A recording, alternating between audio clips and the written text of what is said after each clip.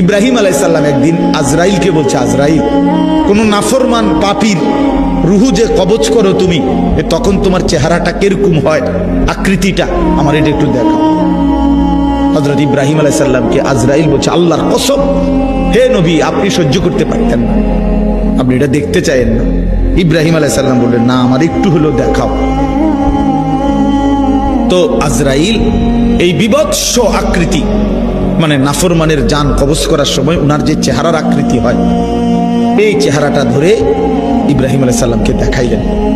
বিশ্বাস করেন, এই কিতাবে আছে, ইমাম কুরতুবীর কিতাব। ইব্রাহিম আলাইহিস সালাম একটা চিৎকার মাইরা বেহুশ হয়ে গেছে।